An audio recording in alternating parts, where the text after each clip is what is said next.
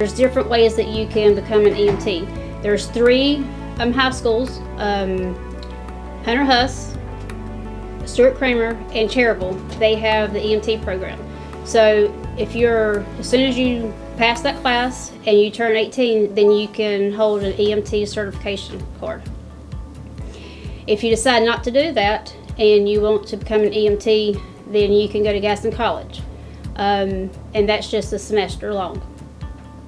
An advance is a year.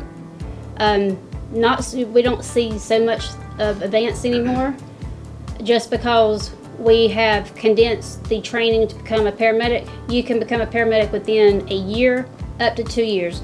It depends on what certification you want. So if you just want a certification, then you can get it a year to a year and a half. If you want a degree, then you can go to a curriculum class, curriculum college, and get your 2-year associate's degree. If you want to go to Western or university, then you can get your 4-year. So it just depends on what you want as far as your certification. Today I'm going to introduce you to what our air track is, and it's a way that we can secure an advanced airway for a patient that might need some artificial ventilations. It's a device that's fairly new to our agency. We've had it for about 2 to 3 years. And it allows us to watch as we're actually doing the skill. So we can confirm what we're looking for and also prove it in the event that anything gets questioned about it. And it'll record the entire process so that way our QI department can go in and watch what we're doing to maybe improve our skills. So the actual components is you have the top part here, that's the actual video. It attaches to a blade, and then we have the ET tube here. So we'll insert the ET tube into the track. We want to make sure that this doesn't come below the part right here, so that way we don't block the camera view.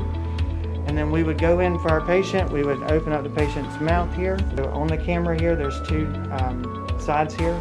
We're looking for this, we're wanting to go in between those vocal cords there. So what I would do is I'd take the tube and I would advance that tube right through there.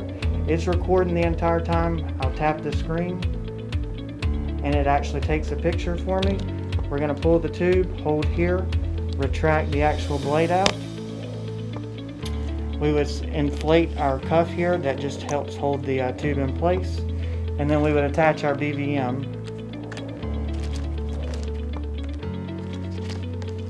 We would attach capnography as well, and then we will be able to provide a ventilation for that patient.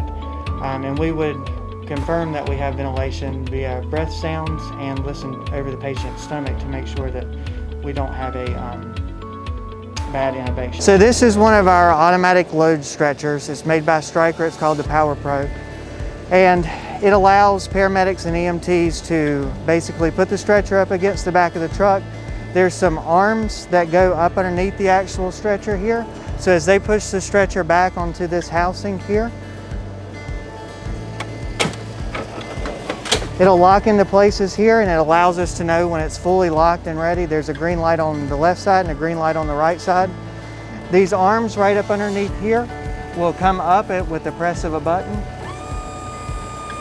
It'll latch onto the actual stretcher and the legs lift without us actually having to pick up the stretcher.